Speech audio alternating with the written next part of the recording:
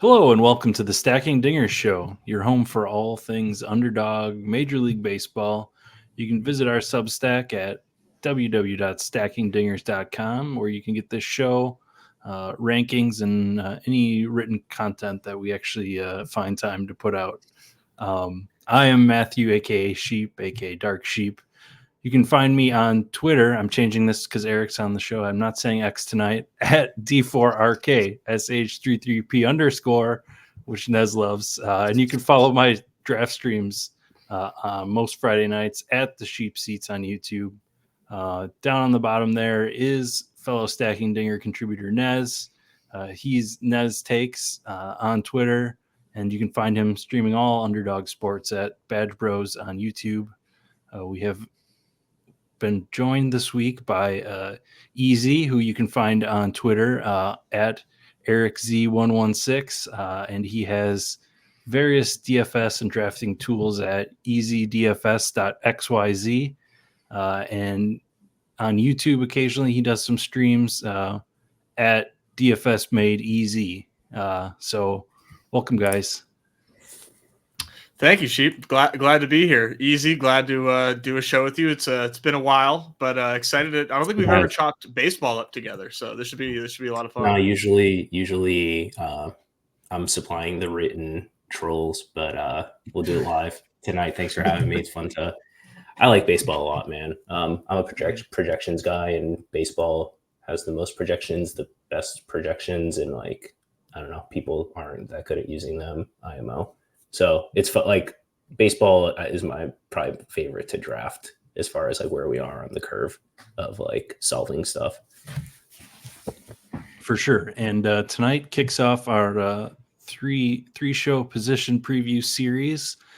So between now and sometime next week, you'll get a couple more shows on pitchers and outfielders. But tonight our focus is infielder. We're starting here probably maybe the most boring position in a way, in that people kind of I see you already disagreeing with that, Nez.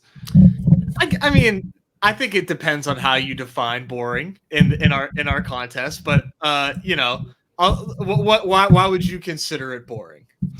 Well, I think it's just more that how about most comfortable? You always feel comfortable clicking an infielder. Maybe you feel less like you're making a ton of bad decisions or good decisions even as you're clicking on them, and they sort of just fit in as you need them. So maybe the least brain power, maybe not boring. Yeah. I think that's a fair assessment. Yeah, much less. Well, there's probably volatility, but seemingly less volatility in a lot of the round 2 names, and then it gets fun and spicy towards end of round 3, but it does that for all the positions. So infield's also the flex position for the most part too, right? Infield gets it's safe and good early, then it gets volatile, then it gets safe again, and then everything all bets are off kind of, and then it gets safe again. So kind of spikes, I think. We'll probably get there, but so I think that's a good thing to touch on before we get through this list. We have Chris Baseball's The Sheet trademark up here, filtered by Infielder. So we'll be just sort of going through that, which has live ADP and a couple of different projection systems where they're ranked positionally and the projected points and all that. So that'll be our guide. But before we get into that, I think it is important to highlight the thing that we do know from last year, in that there was only 1 week in the data that Chris pulled and put together. It's only 1 week where of all the lineups, outfielders scored in the flex position more often than the infielder. Wow. And it was the first week. Really? Just the very first week? Yeah, I should have had that graph ready, but we don't have that at the moment. I'll take your word for it. I did not know that. It's fun when the results match the narrative there too, but yeah, it's pretty powerful. So that is something, I guess, when you're going through drafts, even narrative or data, and you're figuring most weeks you're going to be filling the flex with an infielder. Do you how does that change how you think about the position, if at all? I think it makes you think about it in terms of roster construction. One, right? You think, well, more likely to allocate 7 players to that, potentially 8, depending on the build. And two, it really makes you think about, in my opinion, the capital that you allocate to infield as well. You know, we've seen in ADP, and the metas, like year over year, it's been getting more and more aggressive of outfield getting pushed up, and we're definitely bordering on overcorrection. I think whenever you factor all of this in, no data behind that statement, but I think we're getting close for sure, considering they score more points. Yeah, I would say like construction wise, like if I could only have one construction, it would be 7 pitchers, 7 infield, 6 outfield. I don't know that I'm ever really drafting 6 outfield. It's like, only if I'm like backed into a corner and kind of miss. But like infield, I like to have a good foundation, and like there's names that I like throughout. I also think like it's so deep in the mid range and towards the end that I feel good about getting like a flex guy as my infield 4 or my infield 6, 7, 8. Like there's upside, there's safe guys. Like there's a whole variety of composition of infield, like age and volatilities throughout the draft. Outfield, the names dry up towards the end, and you get kind of pigeonholed into like platoon guys that you hope, their power keeps them on the field type stuff. But infield, like the DH types, the first base types that are like, righties and stuff that are going to play 140 plus games, with upside. Feel really good about those archetypes to like get you a handful of flex weeks. Yeah, or even if you want to take some catcher picks there at the end of guys that have small DH potential too. Yep. All right, so we were kind of talking about it a little before we started, but we're not going to spend too much time on the top here. It's kind of I think a lot of times that happens in content where people spend a lot of time on these like really great superstars, and you're just sort of picking nits within them. But I mean, we have Freddie and Matt Olson, Bobby Witt, Bryce Harper, Austin Riley, Jose Ramirez. All in that first little group. I know Eric, you have Jose Ramirez in that group. And I do. I guess I don't go there too often. Where does that come from? I mean, I have Ramirez like neutral to ADP, like very, marginally behind, Riley Harper, but I think he's as close to them as he is to like the Pete Vlad. No real, like it's all projections based there. And, he's like slightly less spiky than a lot of the guys around him. So I don't reach for Jose. Like I don't take him before like 18, like, but I'm perfectly fine with him at 21. Like random thing, not random, but like texture. Vlad and Alonso, who are, a little cheaper, the way the draft lines up, like I'm talking about multiple positions in, as the infield show, but like what's nice about Vlad and Pete is it gives you like stack options in the 4-5 turn, which is something that I like artificially am bumping them up a little bit. Just having that future knowledge. Whereas, Jose Ramirez, you can stack with, as I think one of our mutual favorites later in the infield position. But not super excited about Cleveland. But yeah, Jose Ramirez is like fine for me.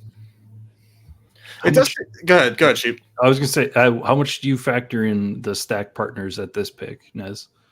For me, it's not necessarily the stack partners. If we're talking about where Jose Ramirez goes, it's the fact that like it's that second crop of outfielders right where Jose Ramirez goes, where it's like, man, I am like fully like atone for my sins with the Adolis Garcia. So like I typically am taking Adolis over Ramirez, and I've stopped taking Garrett Cole over Jose Ramirez. I fully capitulated on Cole just like being awesome in real life, but not really what like it would. the only way Cole is who you would need is if he is a 2-start pitcher in the finals. And from where I'm drafting, and that just feels like a risky bet. So for me, it's like Adolis over Jose. But Jose, what I was gonna say is like it seems like he's quietly like been elite. Like I feel like the last 2 seasons, like we've known that Jose Ramirez has a great ceiling, and yeah, he almost put up 1,600 points in 22. But it always seems like he like quietly gets the elite production. So Yeah. that totally like vibe like passes the vibe test for me as far as like him being a not super spiky player, but like just super consistent. And like yeah, he's definitely not going to hurt your team. I feel like we've been calling for the Jose Ramirez regression for like the past like 2 or 3 years, and like halfway through the season, it's like, is he gonna get there? And then like inevitably he does. Yeah. I think I would actually throw Devers into the mix with Guerrero and Alonso as a guy I'm taking and thinking about stack partners later, like late, like trying to put a Jaron Duran or a Tyler O'Neill with him, or I'm big on the Trevor Story bounce back. So, and he really hasn't moved in ADP, which we'll get to at some point here. But yeah, I do like that. And the other guy in here, or the 2 other guys are the 2 Texas guys, Corey Seager and Marcus Semien. Where are you guys at on Corey Seager and his, the hernia surgery? Are you thinking any differently about him? Not for the contest. No, like for me, it just seemed like he already kind of had the infield discount, and the already like Corey Seager is a fragile player as is discount baked in. We're not even so certain that he is going to miss time to start the season. Yeah, it's not what you want. Right. But the fact that Corey Seager is still like I think he slugged like 600 last year. Like he's just such an elite hitter, just at the absolute top of his game on a team that is going to rival the Braves and runs scored this season, most likely. Like this is, to me, it's just, you're almost glad that you kind of have this bearish news on Seager so you can get more shares of him, because this offense is going to be ridiculous. Yeah. I agree. I think like even if you get a games played discount, like they're front loaded where your team is going to be the healthiest, and like you get paid no money for first week 1, 2, 3. Like, so I don't mind if he misses, a couple of weeks at all.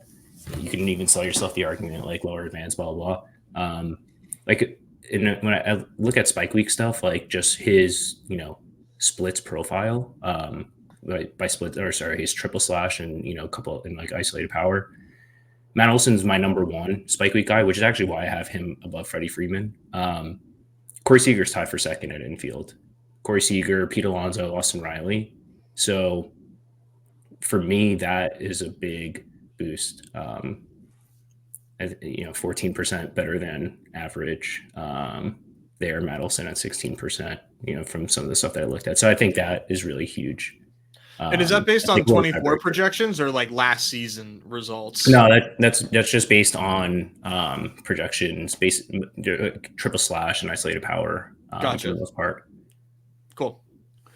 And then the other quiet guy, Marcus Semien, just gets there on volume and consistency. I mean, similar to Jose Ramirez, just on a better team in a way. I definitely had my pairing of Seager Semien starts early on that I was pretty into with the outfielder. Then Ozzie Albies is here. There is this desire by a lot of people to put this Atlanta, as much of an Atlanta early stack together as possible. I guess I'm a little bit lower on Albies, even in that, and I guess I don't really have too much to say about him. But then we get to the fun one in ADP, kind of sitting here, as you can see in the bat rank, 55. He's projected as the infielder 32 based on overall total projections, which is does not match those around him, is Ellie De La Cruz. And I know, Eric, you've recently converted to the why not take Ellie De La Cruz side. So, and I know Nez is on the other side. So this is our nice little impromptu debate here. Eric, I mean, Yep. what is the case for Ellie? For me, it's he had I forget if it's WRC plus or if it was one of the other ones was like 84, or 100 WRC plus. Yeah. And despite and he was like bad, so to speak, right? He still led the league in percentage of spike weeks, something that I looked at last year. So he was 84 WRC plus. So like by all metrics, he was bad at age 21 in his first taste cup of coffee there, and still killed it in this format. And it's a contest with 80 for the dinger. I move him down. I would move him down in perfect game, eliminators, et cetera, et cetera. Maybe not perfect game. You still have to want to be coming in first, but like him versus Gunner, like I do have a slight preference to Gunner. I think his prospect profile is better, but Ellie's super toolsy, like 60-65 FV guy, solid hit tool, good power, good speed, very spiky profile, great ballpark that you want. If he sucks, he sucks, but he's gonna start for them. There's an article today about he's fairly locked in at shortstop. Matt McLean's locked in at second base. Everyone else is kind of platooning, fighting for their scraps. So maybe you don't want to have to hear that about your round 3 pick. Like it should be like without saying that he's going to start. But I mean, switch hitter is always nice too. So his platoon risk is next to none unless he totally sucks, and then he sucks. So I don't know, man. You get your money back if you advance. You have to make it to the top 500 to make more than $20 in the contest. So that's for me why I'd rather take a shot in Ellie De La Cruz over, let's say, like Lindor or Altuve. That tier is fine. It's just I also texturally, when you're picking, I like him a lot when you're locked out of outfield early. Like I mean, I like Nolan Jones, all those guys better, but like I'd rather take a swing at an Ellie De La Cruz and then just kind of stop drafting after 5 or 6 infielders. So just texturally, I think you got to do something different to compete at the back end of the draft. So that's kind of why I like Ellie. Yeah, all very fair points, and fully acknowledging that maybe I can victory lap Ellie during the regular season, but I'm going to be sweating the Ellie teams if depending on how far I'm able to get in the playoffs. I think for me the bear case is Ellie is just not doing it enough, and I just hopefully avoid those spike weeks in the playoffs. Part of I was kind of throwing out an argument for a while, and I am kind of pulling back on this, looking more at the Reds roster. But I do think that the Reds roster is very deep with a lot of young talent, and that if Ellie were to slip and to continue to struggle big time, that at least during the regular season, we could see him take a big time hit to playing time, whether it be demotion for a few weeks or just, big time platooning, just because they are just stacked. I mean, we kind of have this conundrum of what to do with Christian Encarnacion Strand on, he's on the bench on roster resource for them. I mean, he's a righty and Ellie's a switch hitter, but I do think that there is a way for the floor to kind of fall out beneath Ellie, and where he's going right now. I mean, I have no concerns about Gunnar Henderson, the profile, the team, the park, because he's a lefty. Zero concerns about him. Zero concerns about Francisco Lindor. With Ellie, it's so extremely risky, but obviously the upside is this dude is hitting homers in the when it counts, and he's stealing bases when it counts, and he just does it's so frustrating because he does everything that you want a guy to do in this contest. For make contact with the baseball. Yeah, except he strikes out more than a third of the time. It's crazy. But one thing you did say too is that this is his age 22 season, man. He's Yeah. still a 22-year-old kid. It probably makes more sense to, be on the bullish side and embrace this risk. But for me, I'm taking a stand, and I'm going to have very little Ellie this season. And, I won't regret it until the playoffs, and then we'll see. Yeah, I'm definitely with you, Nez. More on that side of things. I've very little. I'll take him when he falls, and it's really about who I can get instead of him at that point for the most part. Right. For me, also, yeah. But yeah, that wasn't really as heated as I wanted. We're not gonna get not gonna be able to clip this out and like. Sorry, man. Not getting the clicks that you wanted here. We're very cordial, smart people here. Well, maybe not smart, but want to be. We talk like. All right, yeah. Let's hit that. I mean, I'm with you on Gunnar Henderson. I think he could be someone we're talking about in that, jumping up to that next tier next year. That we're drafting him in that next tier. I don't think anybody's against that. But then there's that group. Lindor, Bo Bichette, Jose Altuve, Paul Goldschmidt, Alex Bregman, Manny Machado. These guys that, I mean, it's weird to say put Bo with this group because he is also still young, but he's a guy who's I'm putting with them because these are all guys that have put together like really awesome seasons and like they're just consistent in a way. I mean, maybe Bo doesn't fit this group, but I think about him in here. It's a bunch of guys that like perform and have performed, and like maybe with the exception of Jose Altuve's like a little bit of health concern and Paul Goldschmidt kind of a down year last year. We've seen them they're not quite at falling off the cliff, any of them. I think this is where, you described infield as boring. I think this is the boring part of infield, right? It's just a bunch of names that we've been drafting for years and they just haven't gone away. And a lot of these guys are getting old. So, it's like we're getting a little tired of drafting them. This is definitely the boring pocket when you get from Lindor to Machado. This is just tried and true guys that are probably, for my money, going to continue to do it. Maybe Manny, I think, has maybe a little bit of a little more worries for my sake. But yeah, this is just a bunch of vets, man, that has been doing it for a while with some bounce back candidates in here with Bichette and Goldschmidt. Yeah. Circling back to Ellie, these guys are all cheaper, but like the one thing that I try and think about in this stage of the draft is like what names in round 4, 5, 6 have the potential to be in round 2 next year. It's like Bobby Witt last year as an example, and Corbin Carroll.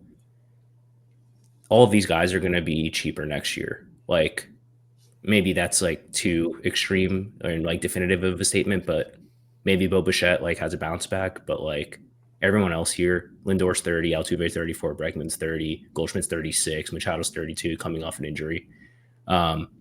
This is just a pocket that is fine. Like it's, unless they get hurt, they're not going to crater your teams. Like they're all pretty good and you can stack them and, do all sorts of fun stuff. Like the Astro stack, I actually kind of like, Altuve and Bregman if I put my bias aside, but it's just like unexciting, which is often fine, for baseball. It's uninspiring. Like, it's hard to have a huge lean and be like, man, I really think Goldschmidt, at Busch Stadium at age 36 is really going to be the guy you need this year. But he went to Driveline. Do we really want our 36-year-olds changing how they swing the bat? Yeah. They won MVP the year prior, right? That's exactly what you want. Yeah. I'm probably overly in on Manny Machado.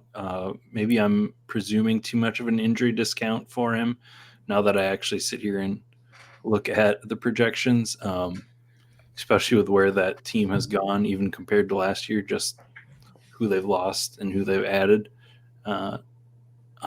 So I might be over emphasizing him, but I am in on Machado quite a bit out of that group.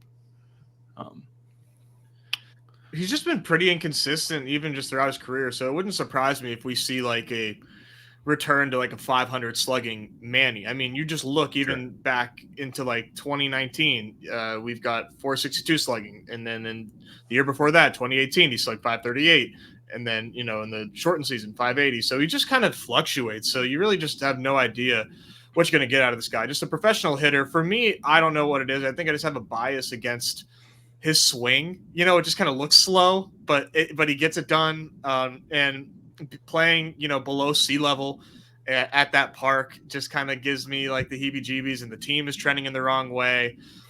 So I'm pretty out on Machado, but I always see smart people like drafting Machado, and it definitely kind of doesn't feel good to see happen. But he's somebody that I'm not going to have a lot of this season, but we'll see. If I get him past ADP, I'll definitely click his name. Yeah, I mean, except for like, to be clear, like except for Bichette, who I think Bichette belongs like right in the middle of this group instead of like closer to the group ahead. But everyone else I think is I have within 3 spots of ADP plus or minus. So like they're all fine. Like take them as they fall. I know people like to reach for them. This is the pocket where outfield is pretty thin with unexciting guys. It's like the Nimos of the world, if that. Or you can get like the tier 2 or 2.5 pitchers, like the Zach Allens, the Framber Valdez. And it's a hot debate. Like, when do you take your first pitcher? Like, if you're not taking, the hyper ace, which I'm not super excited about anymore. And there's like a little, like the 0 RB of our world is like, no pitchers before round 5. But like, I kind of like a lot of pitchers more than I'm willing to reach 7 spots for Paul Goldschmidt. Like, give me a chance at getting the SP4 over Goldschmidt, who's going to be the infield 15. So that's just like, personally, it's not my favorite range. I'll take one if they fall, but a lot of times I actually am kind of circumventing the position here, just because the names are not super exciting, and I like the next group a whole lot. Yeah, and like with Bo, like there's another example. Like if you want to build a Toronto team, and you have led earlier, like deciding, do I want Bo or George Springer at this point? And neither of them are super exciting where they are at in their career, but I might default to the outfielder more often, just based on position scarcity. Yeah, our conversation with Cardi Sheep has made me like scared about being off on the Blue Jays and letting like 1 year scare me. I mean, it's a long season, right? It's 162 games of like seeing poor performance, so it just sticks with you. It's really hard to envision a bounce back, but Bo Bichette he's like a kid, man. He's only 26. Yeah, it's crazy. He's been in the league forever. Yeah. Just and swings the hell out of the bat. Like you're not going to get any walks from him, but he's if the rest of the Blue Jays come together and he comes along with them, if they all just regress at the same time, I mean, he could be a super discount. I mean, we were taking this guy in like the second, third round, in years past. That was Bo Bichette was like, nope, like bad. And then he spiked like 1 or 2 weeks in the playoffs, if I remember. Yes. Right? He was the quintessential guy you need. Yeah. So I guess he has that in his bag. Like, profile wise, he doesn't jump off the page for me. Like, I think like the next range, like they're all younger and they're all spikier, like tools wise. So for me, that's part of why I kind of avoid this window unless I get, fallers. And then I'm really excited on like taking shots. Like, I think round 4 or 5 is still pretty premium, and I wouldn't fault you for taking like the security of Goldschmidt or whatever. But man, I really like these 30+ strikeout guys that can't stay on the field, etc. that we're about to talk about. Yeah. One last thing about Bo that's weird. He only stole 5 bases last year. It's the fewest bases since he first got into the league. And they widened the bases and made it easier to steal. And he only stole 5 bases. That has to come up next season. I mean, maybe not substantially, but really strange. Sorry, go ahead, Chief. No, that's definitely like, if you listen to Roto content, that's like the thing that everybody scared off of Bo because they thought he could be a good source of stolen bases, and turned out something about it didn't come to fruition recently.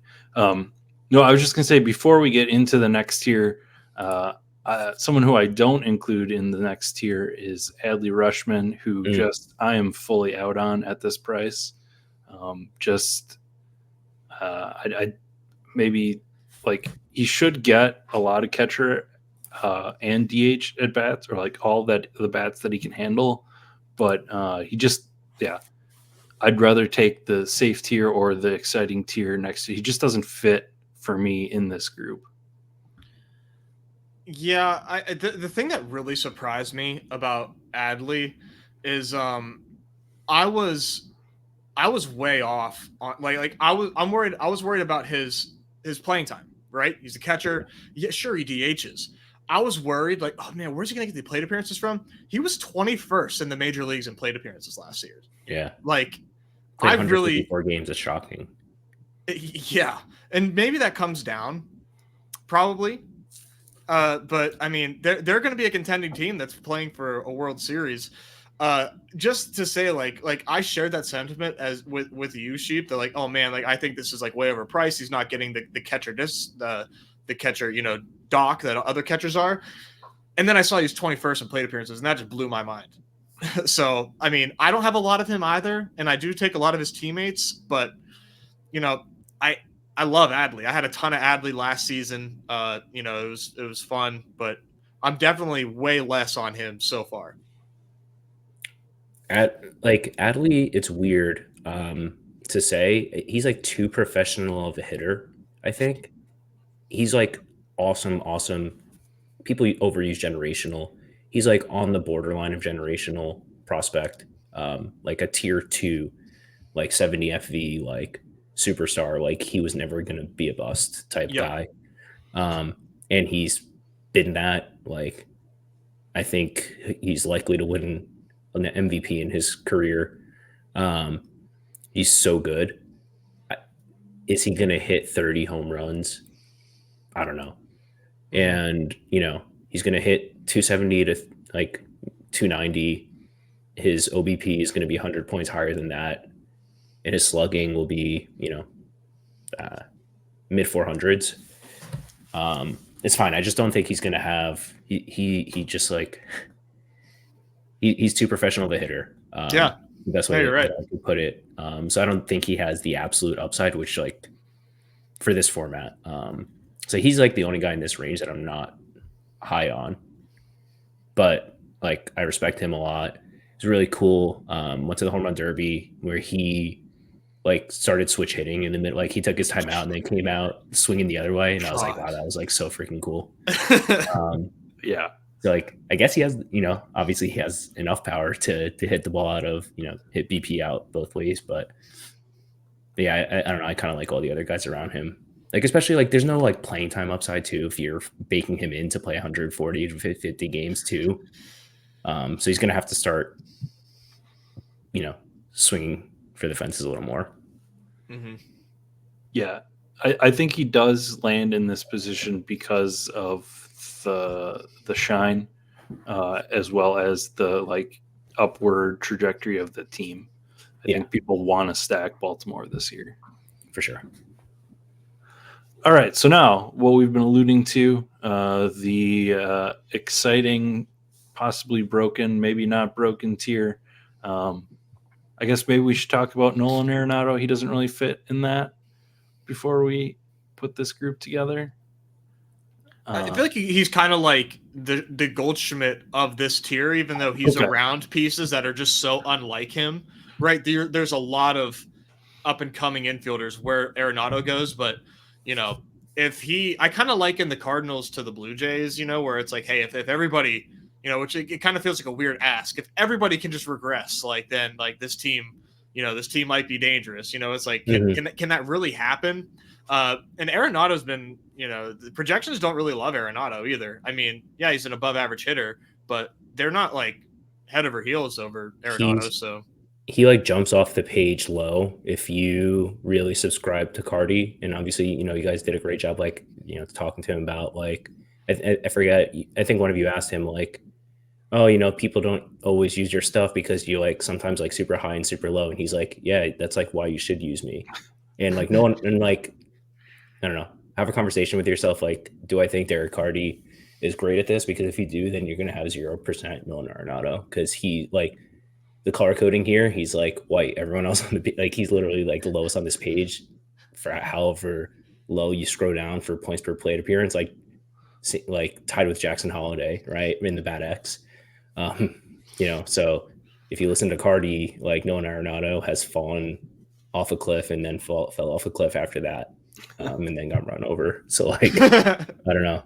And he's definitely been predicting that cliff fall more than has actually come to fruition. Yeah, could be formula error. I don't know.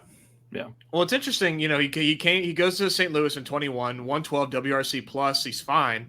Has a great season in 22, along with like everybody else for the Cardinals. So he just not only was he a great hitter in a vacuum, but everybody else was hitting around him. So just amazing for the format.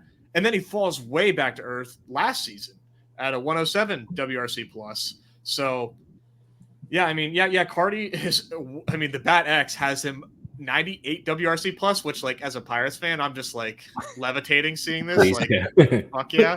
Everybody else just has him like kind of average, and you know, he's gonna have to tap in. I mean, he's gonna have to tap into some serious power. You know, he's gonna have to slug 470 to, I think, be worth it at this range. Yeah. All right. So the group that we've been alluding to here: Christian Walker, Royce Lewis, O'Neill Cruz, Tristan Cassis. I'll put Cody Bellinger in here. Spencer Torkelson, Yandy Diaz, Ketel Marte, and then I kind of cut it off. I don't know. I think it's a fair cutting it cutoff. off without CJ Abrams. That's a discussion on its own. Yeah. So that whole group, just essentially a group's not all young guys, but young guys and or guys that really showed out well last year, like the Yandy Diaz Christian Walker group that showed the power in Ketel Marte, and then the group of young guys. So I'll let you guys just open it up here. Who do you want to talk about? I think, well, I mean, I love O'Neill Cruz, but I think the only person that might love someone on this page more than me is Eric with Royce Lewis. So, I mean, do you want to, wax poetically about Royce Lewis at all? I mean, the floor is yours. Sure. Yeah. I mean, I'll defer to like the projections that have him like ATC has him slugging 489, which,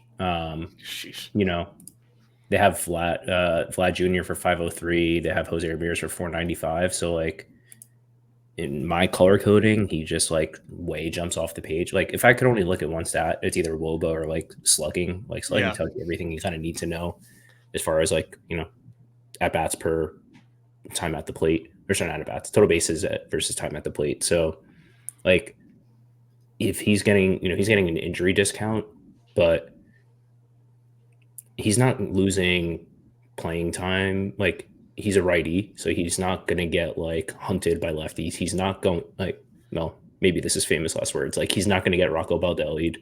The only like, so like health, I suppose, is a question. And then like, is he positionless or is he like going to be playing third base? But like, I don't know who's even going to kick him out of third base. So like, and he can play outfield, I guess. But I guess, he tears ACL or like Achilles or something. He hasn't played outfield since, but like he has played everywhere.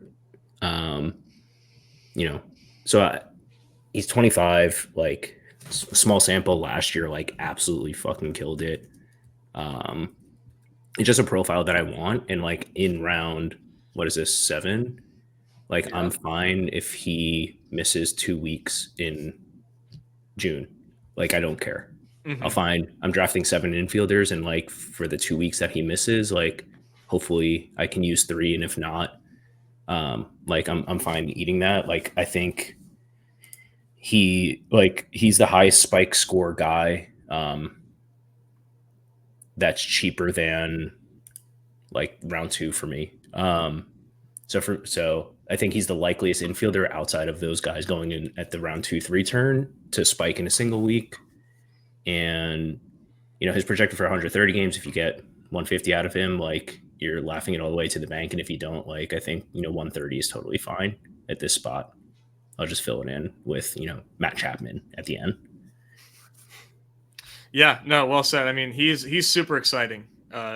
He's someone that, you kind of talked about that one range of all like the dusty olds, and they're all likely to go lower in ADP. I mean, if you're just thinking about targeting guys and you like, well, who's likely to go earlier next season? Like Royce Lewis definitely like screams like, hey, I'm likely to go up by like 50 pick, 50, 40 picks or something next season. For me, obviously my guy, O'Neal Cruz in this range, this is like way more like, kind of like hope on a prayer when it comes to O'Neal Cruz. I mean, projections aren't going to tell you that this guy's a screaming value. His, past production isn't going to tell you he's a screaming value. You're just really hoping that this dude, it's such a cheap, easy comp, but discount Ellie in the way like that he plays. He's a free swinger. One thing that like was, I mean, he only had 40 plate appearances in 23, so it's not even worth drawing anything out of there. But he was walking more and striking out less in those 40 plate appearances. So I mean, the power is obviously there.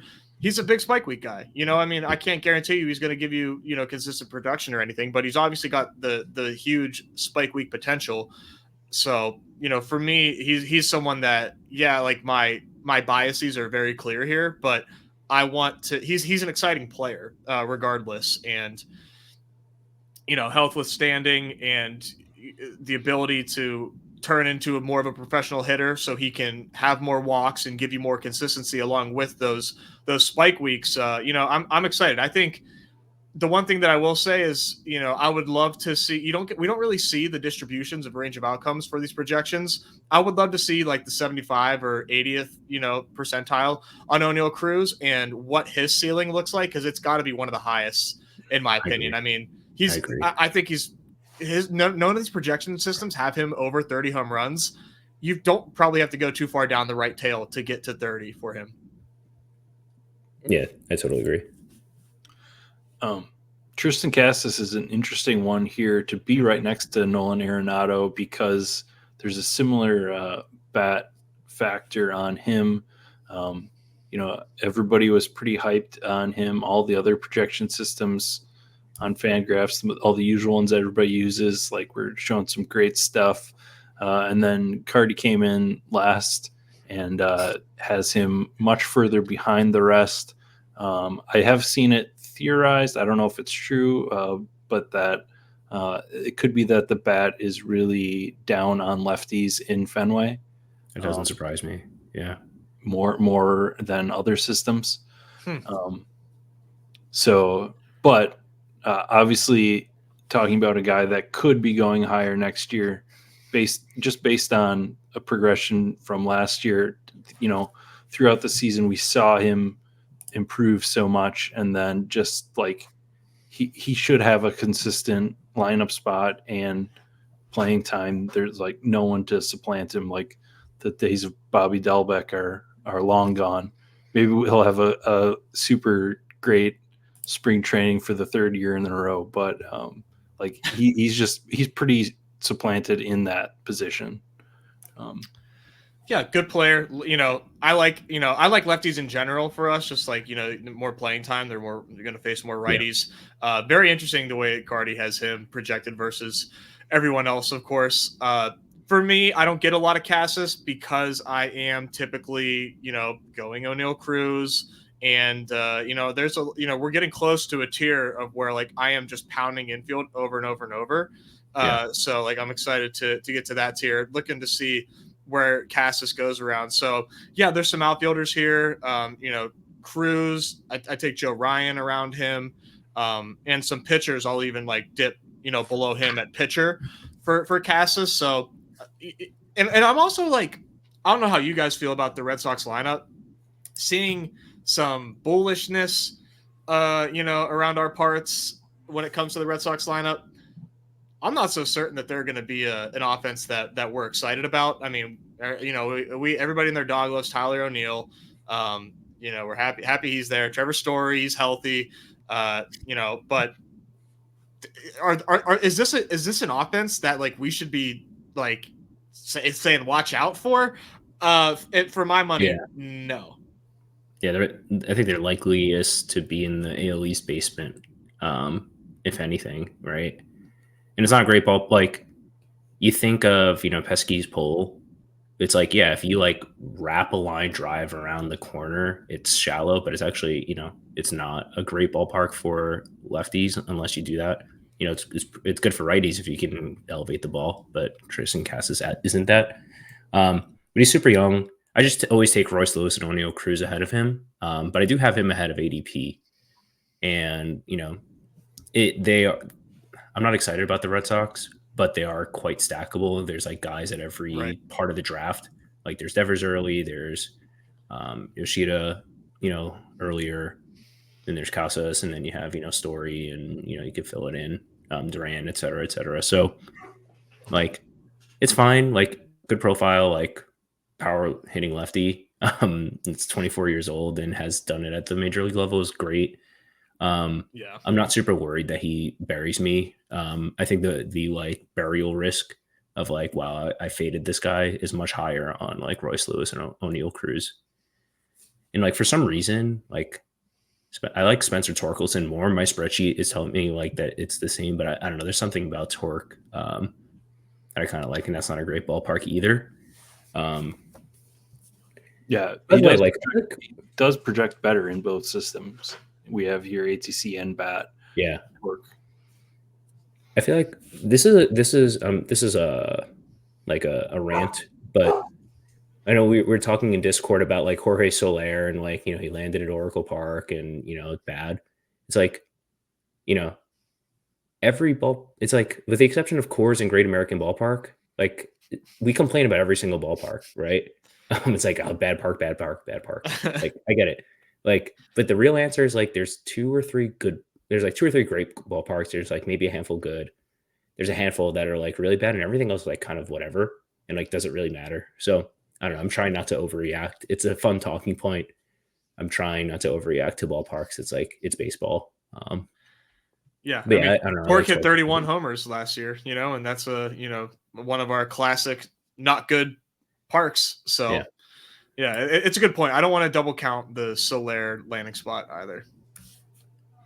So yeah, I then put Christian Walker, Yandy Diaz, and Ketel Marte in like the same group here as guys who really had like a breakout season last year, and that are still of an age that we can feel pretty confident that that's not like too far out of what they could do again this year. Obviously, the projections, like looking here, love Ketel Marte and Royce Lewis more. Actually, kind of surprised that Yandy is projected at a little bit later. I kind of would expect. I think of him in this group in my head. Yeah, I have pretty much this entire group ahead of ADP except for Diaz. He's very likely to be. He's like premium brand oatmeal. But for his entire career, he was like discount brand oatmeal, and you're just like looking at pictures of him, and he's freaking jacked, and he just like can't hit the ball over the fence because you kind of have to hit the ball in the air to hit it over the fence. And then he like kind of sort of did it last year. Finally, I mean, he's 31 years old, and like I don't know. I guess projection systems are a little hesitant on him repeating that. Like he's projected for the lowest home runs, like kind of comfortably among this range and even the range below it. He's going to hit for high average, going to have a high OBP. Like maybe he gets a lot of doubles. Hit like the Yandy Diaz was the guy you needed in a single week. Risk is very low. Yandy Diaz is the guy you needed on a full season. Risk I think is also very low. So he's fine if like you ever like. He's fine in stacks type thing, but I don't know. He's not a target for me. Like I'm cashing out my chips. I was high on him last year, and I'm taking my ball and going home. Yeah, and if you look at his rolling fly ball rate last year, it definitely went from excellent to back to what he was doing previously. I was worried about Yandy last season because I was really light And this season, I don't have a share yet, and it's not fun. I mean, all this dude did is put up 164 and 146 WRC plus the last 2 years, respectively. Projected for 130 WRC plus with a high slugging, good OBP, and a good lineup. I don't want to be fading this guy. It doesn't. That's not fun. Those are all things that I really like and what I'm targeting, but. I think this is just a range where I am like really mashing pitcher. There's just a lot of pitchers like right around where Yandy goes that I'm just like taking over him right now. And, I still have a lot more dingers left to draft, but early results are like not a lot of Yandy. And like I said, I've got nothing against the guy. Projections love him and he's done nothing but do it the last 2 years. Yeah. So similar to the Rushman break, we have the CJ Abrams break, another guy I'm just completely out on at cost. Anybody have a positive CJ Abrams? I didn't even know he was in the player pool. Kind of like a joke. Like obviously I know CJ Abrams in the player pool. He's like he's not been in the top like 20 of my queue ever. He's young. Is he a switch hitter or is he just lefty? But just lefty. Yeah. But like middle infield, like I don't know, man. Like I thought he was going to be a 9-hitter his whole career. Maybe it's not the case anymore, obviously, on a really bad Nationals team, but nah. They kind of forced the issue. They're just like, hey, you're going to get a lot of plate appearances because like we're not very good. And it sort of worked. There was a little stretch there where the Nationals were a lot of fun, whereas like he was hot, Lane Thomas was hot, Meneses was hot. Like they just maybe ran into a stretch of some really bad teams. And, I thought they kind of had something going there for a minute. I have like this is like, where I like talking to you guys because it's like, why have I clicked CJ Abrams before, but I haven't clicked Yandy Diaz? Like that just like really does not make sense. And, why I like Abrams is because like I'm banking on him, like continuing to hit high in the order, get a lot of plate appearances and steal a lot of bases and hopefully, score some runs with Lane Thomas behind him. But I mean, like just hear myself out loud here. Like that's not like the most fun things to count on. So I'm definitely going to be curbing my CJ Abrams clicking moving forward. But for me, it's just like, I like a lefty that can steal and that's going to hit a lot. Like for whatever reason, that really like hits the right spots in my brain. But after talking it out with you guys, I don't think I'm going to be doing that much in the future. Steals don't spike. It would be my catchphrase there. What are they, only 4 points? And like if you steal 50 bags in a season, that's an average of 2, like a little over 2 a week. So like what your spike week of a steals week is like 4 steals or something. I don't know, which is a home run and a double points wise. So I don't know. He like spike week score. I have him at a 0.96. So like below average and, the lowest by far. And now we're starting to get into like a couple of compilers like Nico Horner coming up to like, I also have 0 of him. It's just like, you can sell me on like the stack. I want no national stacks. Nationals aren't going to kill me. Cubs, fine. Cubs maybe, but like now CJ Abrams, like he's 23. I get it, but I don't think. I think would not surprise me if 18 home runs last year becomes the high water mark for his career, which is weird. I don't want to write it off at age 22, but 18 feels a lot. I mean, dude, he's a string bean. He's 185, 6'2". It's kind of amazing that he hit 18 home runs. If he does find himself tapping into power just like somehow, they're just, sort of like Mookie Betts-esque. Or it's like, where is this coming from? Like, how are you slugging? But like, that's, you can't, that's a hope. There's nothing that signifies that, hey, there's power coming for CJ. But it is kind of interesting that he found his way to 18. That could be a park factor thing. Who knows? Yeah.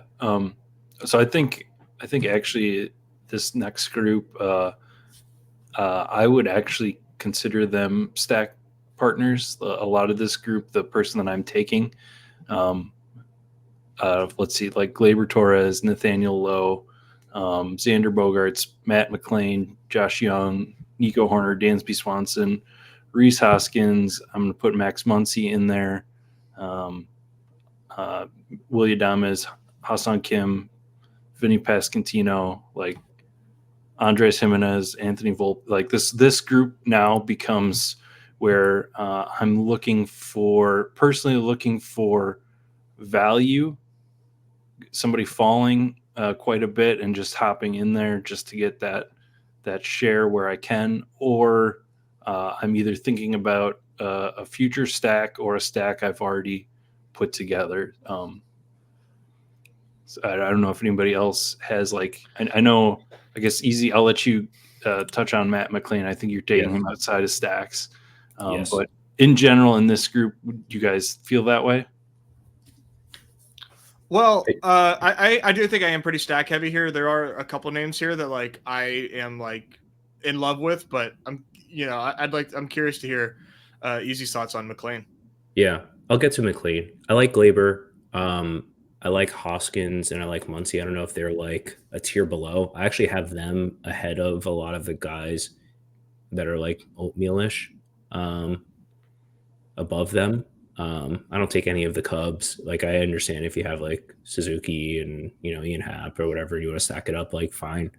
Not a huge fan, but like I like the power that Muncie and Hoskins bring, especially if you in their fairly especially Muncie fun to stack. But yeah, Matt McLean, it's like prospect profile, not amazing, but came up, played 89 games, 400 plate appearances, 290, 357, 507, triple slash, 24 years old, gonna play today, found out like he's gonna play every day, second base. He's like, I think like prospect profile was like his glove is gonna be pretty good, and like he's a professional hitter. Like, upside is not great, but we love the ballpark. We love, we talk about like we like lefties because they're strong side, but like a righty that can hit righties is in your lineup every day of the week. Has no platoon risk. His glove will keep him in the lineup. Like he can steal.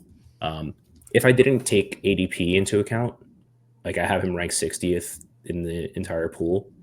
And because I have to take ADP into account, otherwise I have like 100% McLean. I have him ranked like 87, which is still way ahead of ADP and, ahead of a lot of the names that we were talking about previously. So great ballpark. He's, I think, going to play every day. He's like, he's like really good at everything. I don't know that he's great at anything, which is the only drawback, but he's 24 and has half a season under his belt only. So, I'll leave the light on for him to, have room to grow. And even if he doesn't, like, I think at worst he's oatmeal, and at best, he's 24 with half a season slugging 500 under his belt. Yeah, the Reds are pretty fun.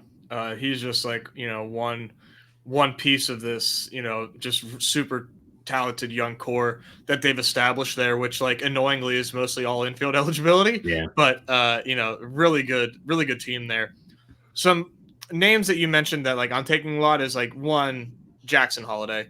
I'm very much a believer that he'll break camp with the team, and if he doesn't break camp, I'm a believer that he's going to be there when it matters most. Which I would venture to guess at a minimum, 120 games if he's not actually breaking camp with the team.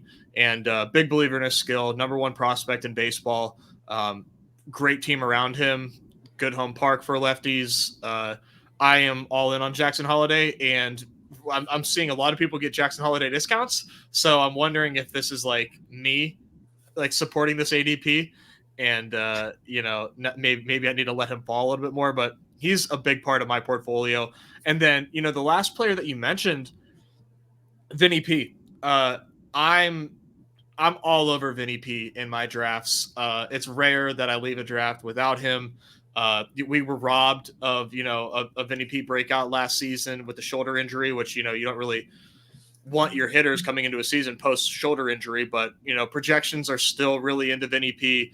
I'm very much into Vinny P, and I'm going to have a lot of him on my team. I think he's just you look at the point per plate appearance, and he's not standing out like big time, but in my opinion, Vinny P stands out like a sore thumb amongst these names.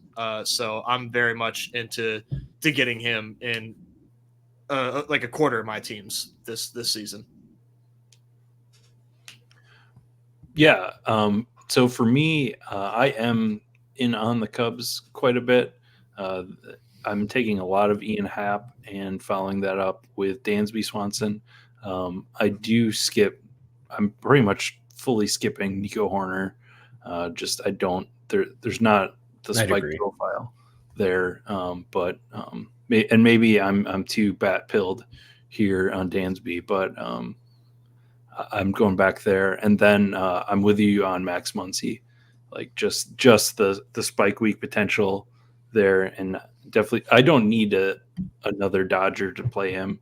Whereas like if you're taking some of those like mid premium outfielders on a Dodger like Teoscar or Outman, you're kind of wanting to put a stack together because you're paying so much for them. But yeah, I did not mention Spencer Steer. He doesn't fit here with this group to me.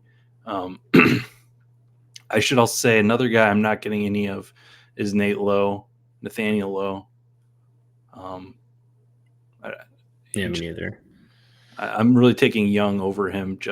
I know the projections don't say that. They're kind of low on Young, but I just feel like if he had been healthy all of last season, we'd be seeing different things this year from him. Agreed. I'm Young over Lowe for sure. Lowe is nice because of this lineup, but if Lowe is on a bad team, man, he would be way down here. Yeah, he just like slugging wise, like stands off the page low. No pun intended for like where he is in this part of the draft. Especially being a first baseman, it's weird. Yeah, it's very weird. He's like, I mean, he's closer to Nico Horner. Like he's halfway between Nico Horner and Josh Young. So I don't know. Like the spike week profile isn't there. I'd rather take the shot on someone else. But in like this is also just like a weird part of the draft where entering here, I'm usually having 3 to 4 infield and outfield for the most part. And this is where I start to panic. Like, oh man, if I don't start taking pitchers early, I'm going to get stuck, with Charlie Morton as my SP3 type thing. So like there's guys that I like. And if I can stack, I try to. And then, a lot of times I'm taking, well, if Mitch Keller falls, but he's like probably half a round to a round ahead of some of these names, but the pitchers like the Merrill Kellys of the world, like I'm starting to feel like better about them than I am like any of these infielders like rising above. Like I don't think this range, McLean is I think the exception. A lot of this range I think you'll be happy with, but no one that you're like, wow, I really need to leave my draft with Spencer Steer. Like I think Steer's fine to stack. Jackson Holliday has the profile, obviously. Max Muncy, I actually have Max Muncy ranked ahead of Outman, different positions, but like he's gonna bat 2 to like 4 spots higher in the order, I think. So anyway, there's names that I like, but it's not, I usually have 4 infielders by this spot, so like I'll take the fallers more than I am to like reach in this spot. Yeah, I think that's good. As like we roll into the next group, it's very similar guys, maybe just like a little less exciting. But I did want to say before we moved on, it's interesting. Jackson Holliday, he's pretty much the number one prospect on most lists, and then you have Churio behind him and Langford up there. But just based on those guys being outfielders, and I feel like you said, Halliday's getting fall. I feel like he's the one being missed in the conversation, or at least in underdog format. Like these other outfielders that are rookies are getting much more love. Yeah, much more discussion, and they are. They're top of mind as people are drafting too. They're not there. Yeah, I don't know too many people saying, "Oh, I need." I mean, Holiday, I think is the youngest of the bunch. He's a young 20, and like he's I don't know if I actually kind of like Churio a little more. He's even younger, isn't he? Is he? He's very young too. Yeah, I think Holiday, like he's very good, but I don't think his bat, especially not the power, is nearly as ready as Langford and Churiel. So that's probably why, right? People are a little less excited. Like, no projection system has him over 400 slugging, which puts him in that Nico Horner territory. But, we talked about like range of outcomes and like the error bars and like the right tail for Jackson Holiday. Like, if he comes in and like treats the major leagues like he treated AA and like acclimated very quickly, like it wouldn't surprise me. So like I just want exposure. Like, he's a guy that it doesn't work more than 50% of the time, but that's fine. Like, I don't make median outcome doesn't really mean much to me here. Like, Luis Arias probably beats him 50-60% of the time, but like not in a way that ever is meaningful. Whereas, the 10 to 20% that Jackson Holiday really gets it, like, it really helps. Yeah. Yeah. So I do have to get your Homer take easy on Anthony Volpe before we move on, just because like I don't watch a ton of Yankees. I just know that they let him play it out last year. That's about as much as I know. Yeah. I mean, I think he played like 160 games last year and like sucked through most of them. And they let him bat leadoff. They let him bat all over. Kind of hot topic issue of like, do you believe in batting order continuity? The Yankees don't really seem to, but he's 23 and he has all the tools as far as like, if it all comes together, he can have an above average hit tool and above average power tool at shortstop. Again, this is just infield, so matters a little less, but like he should develop into a guy that hits 20 every year with, the occasional 25, 30 home runs, steal a bunch of bases, which, doesn't help the spikes a whole lot, but definitely helps you aggregate. And I think he also has a path to batting leadoff. Because I don't know what the Yankees are doing with Soto and Judge. Like, Judge batted leadoff at times. Like, it wouldn't surprise me if Soto gets a crack at leadoff just because of, how many pitches he sees and his OBP, obviously. I think like to start the year, it seems like DJ Mayhew might have the first crack at leadoff, but like I think DJ Mayhew very well can be washed. And if Boone is listening to like his analytics guys, or if he wants to just give the kid a shot, I'm trying to think like range of outcomes. Like, Volpe's going to play every day, and his projections, like counting stats, have him projected to bat 8 or 9. So like it can only go up as far as plate appearances per game. We were talking about if he's batting 8th versus batting 1st, that's like a whole plate appearance difference. How often does it happen? I don't know. But like, I think when it happens, it really happens. Having said that, I'm like, I'm only really taking him on like Judge stacks. I think he stacks her well, even if he hits like 9th, stacks well with Judge there. But, I like the profile. Like, I like the kid. It's just like, this is a window where I'm starting to really panic about my pitchers, candidly. And like, I feel like an infield gets pretty deep here. But he is one of the rare guys that's young in this range, and not a catcher. So, yeah, like I'd rather have him than like Ha-Seong Kim, for example. But I'm often taking, I'm trying to think of like what pitcher. Got Shota. Are you a Shota guy? I know. No, I should be, but I'm not. I know. I'm starting to. I know Sheep is really big on Shota.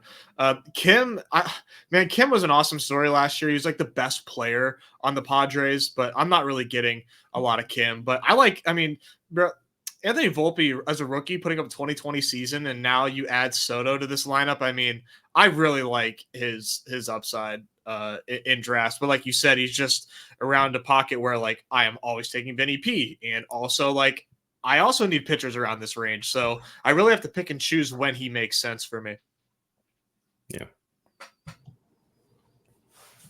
Yeah, for sure. We do. I don't know. I skipped over Bryson Stott here. He's fine. I just don't take him. Stack partner only for me. Same. Yeah. But then we do hit these two catchers that Will Smith and William Contreras that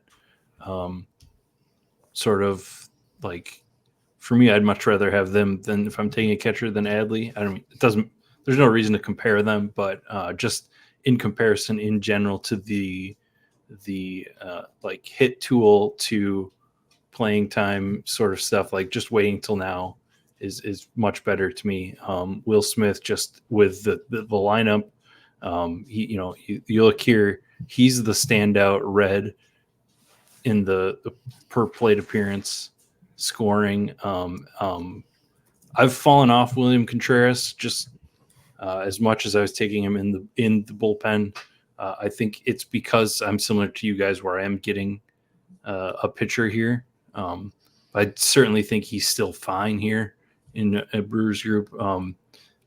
Eugenio Suarez, Josh Naylor, Luis Arias, Zach Geloff, Isaac Paredes, Carlos Correa, Jake Berger, Trevor Story.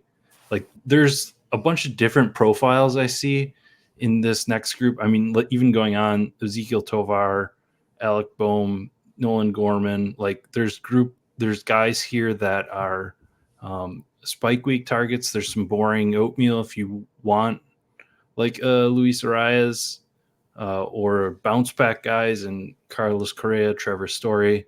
But I don't think any of them are like, oh yeah, I want this guy in this group. I think there's a guy that Nez and I are like fighting over the unmute button to talk about. Yeah, I'll let Nez go. Yeah, I know he's talking about Josh Naylor. I tell you what, man, Josh Naylor is going to be not just like my highest like non-pirate drafted this season, might be like my highest drafted player this season. He shot up in the 7th inning stretch, which was the second half contest last season, or he was like no longer undrafted like he was last season. So I was loading up on him last season, and I thought that people would be excited to take him, and they're just not yet. And he didn't even play a full season. He played 120 games and put up 1,000 points in our contest. And I think people are they're expanding his box score and thinking that was like 500 plate appearances. That wasn't even 500 plate appearances. And he put up 1,000 underdog points. So I love Josh Naylor. You can talk platoon risk, but if you're just looking at last season's splits, he was just as good hitting lefties as he was righties. I mean, his batting average did not take a dip at all. So it's rare that I don't leave a draft with Josh Naylor. He is legitimately like on 50% of my teams at this moment. I think there's like much less platoon risk when like the team is bad and like the guy is young. It's like, I think they want him, like they have every incentive to let him hit, versus like, I can't even think of it. Like, I'm literally staring at the names on roster resource. Like, who is the righty that they're going to DH over him? Like, it's not going to happen, I don't think. Famous last words, but like, this is like the exact type of guy you want it playing every single day if you're, a pretty mediocre franchise like Cleveland. Yeah, so that's the spiel. I mean, I love Josh Naylor, and like I take him so much, and I'm just hoping that there's no like little bit of steam, because it just like it really boggles my mind that Bryson Stott, great young player, plays for a good team, but to go over Josh Naylor, in my opinion, is just it's I'm really surprised, man. It's like one of the more surprising ADPs in this contest right now for my money. Yeah. I'm really high on Naylor, and I like both the catchers, Will Smith, and I also like Contreras. Like, they're both like, they stand off the page as far as like they're actually good hitters. They're better hitters than everyone else in this range. It's just are you getting 4 or 5 games a week out of them? Where are you getting 6 or 7 games out of Arias? I don't think it matters when you're hitting, 4th, 5th for the Dodgers. We'll say like Will Smith probably DHs less because of the Ohtani thing, but we'll see. Dodgers do weird stuff. This is something that I've like told myself. Maybe Will Smith is like too old, but like Austin Barnes played second base for a while. Like, I don't know, maybe how hard is it to play second base? Can we get Will Smith to be the strong side platoon or the weak side platoon for Max Muncy or something? I don't know. A little wish casting there, probably dumb. Yeah, I mean, if they need him to be in the lineup, he should be in the lineup. Like if something else is going wrong on the team, like there's definitely ways he can get more playing time. And it's not like he wasn't fighting with JD Martinez last year for DH spots. True. Too. That's true. Yeah, for me, I mean, Eugenio Suarez is similar to your Josh Naylor take. I just think like he's upgraded this year. Obviously, he's kind of he's more on the age edge range compared to Naylor, who's still young. And I do know you're a big Isaac Paredes guy too, Nez. Mm-hmm. Is that similar? You know, to your Naylor, or is Naylor, you know, far and away you're going more for? I'm definitely more Naylor than Paredes, which like it stinks that they have to go so close to one another. But if I could take them both and sacrifice my, next pick, I would. But I'm still really in on Paredes. Like last season, the concern was like, oh, is this guy going to play enough? And for me, it was just like, yeah, he's going to hit his way into a lot of plate appearances. There's nothing they can do about it. And sure enough, it happened. And projections are still like, the projections just really don't know what to do with a guy like Paredes. But I mean, with the way that he gets it done, i.e. pulling a lot of fly balls, I have no concerns about, regression with a guy like him. I think, he's always going to hit the ball hard, pulling the fly balls is always going to be beneficial in my opinion. You see that the white bad X, shading there. For me, I think it's just a model thing, and the way and the type of guys that model likes. Just that Isak doesn't really fit that, the fitting of that model. But I'm still in on Isak. It's just like if Naylor's there, it's Naylor over him every time. Yeah, and that even going back to Nolan Arenado, it's the same. It's the same, I think, deficiency in the projection system, that it might not be capturing that pulled power when it is at that extreme level. Yeah, because Bat X does like the sewing point is like the batted ball profiles, and like the exit velocity is going to lack, but that's kind of feature, not a bug, or rather it's made up for, right? So that one I would defer. Like I like Paredes, like he's young, really good stack. I prefer Naylor. Jake Berger is a guy that also stands off the page for me as well. Late-ish breakout, coming over from White Sox, like middle infield, or not middle, a corner infield guy, like all power and like probably bad player that like for some reason figured it out in Miami. So his like slugging stands off the page here. So, I'm not excited, but like to stack Miami, but like he goes real well with a Josh Chisholm earlier. It was really nice. I much prefer him over Arias, and like I like the lefties, but like again, like Berger's not leaving the lineup for anyone. So if he misses time, it's like because he's like hurt or needs a breather. He's not getting benched because of who's pitching. So I really like that profile. Get rid of Soler, like hurts the overall lineup. Like Berger is going to be hitting 3 through 5 all year in all likelihood. So I think like that profile kind of stands out here. Like I kind of like him more than Bryson Stott and Kim from a couple rounds sooner. Mm-hmm. Yeah. Anybody buying a healthy Carlos Correa bounce back season? Not excitedly. Stacks, yeah. I think guys get docked too much for missing games in like this format. When you're drafting 7 infielders and he's your 6th one, like it's fine if he's hurt, right? Because I have 6 other guys and I drafted 5 of them ahead of him anyway. But I don't know, Correa, like it's fine. I have a lot of twins that I like.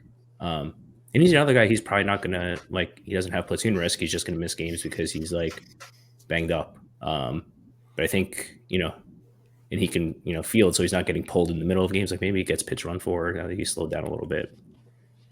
Is he like one of the worst base runners in the league these days or something? But I don't know. Like he's fine. I think I prefer all the other guys that we were kind of talking about, but Yeah, I need to buy the dip a little bit on Correa. This is definitely, probably an overcorrection. Other than the fake season, he's always had a above 100 WRC plus in the last 2 seasons prior to 23, 140 and 133 WRC plus. Projects for 116 by like every system just agrees that he's a 116 hitter. So as far as WRC plus goes, so yeah, he's definitely fairly priced, maybe overcorrected as I was saying. So I'd like to get more Correa after talking with you guys and diving a little deeper into this. Yeah. Trevor Story is my guy. It's really just hoping that he is healthy and bounces back. It's not like I don't like have any super secret knowledge, or not this year, but or like real super big confidence that he's going to like be a 6th rounder next year. But I just think I like the profile potential, and he's not a lefty in Boston. And I guess I'm a little bit more higher in general on that offense than you guys. It sounded like earlier. I just think I think Devers and anybody else can really get there, just even if the team is bad in general. sure. And then I do like Ezekiel Tovar here. He is kind of not a spike week guy, but just if you're building Colorado and you're going Nolan Jones, if you're taking that Nolan Jones bet early, I think he's just a really great guy to pair with him. Or even a little bit later, Ryan McMahon, just putting Tovar and McMahon if you're behind on infield together at this point. I think just they're both going to have consistent playing time. And like Tovar's like, there's no reason Tovar can't just lead off in Colorado all year. Yeah, thankfully, like his glove is going to keep him on the field, right? They're not. He's there. I mean, he's 22 years old. Awesome glove. I mean, they've got a really strong defensive team. Like kind of like so funnily, in Colorado there. He's going to have the spike weeks. I mean, he plays in cores. The spike weeks will certainly be there. You just hope that they happen at the right time. The price is right for a cores infielder that's going to play every day. So yeah, I'm with you. We were there last season. We were drafting Tovar last season, and I'll do it again. Yeah, he was our 20th round pick on a lot of stuff last year, and it didn't look like it was going to go very well for a little bit, but then I don't know, Colorado finally shifted their mindset and started playing the young guys and giving him a shot. He's got a sneaky good ISO. Tovar. I mean, like 150 for a guy like Tovar is more than I would have expected for ISO. Yeah. Last season, at least.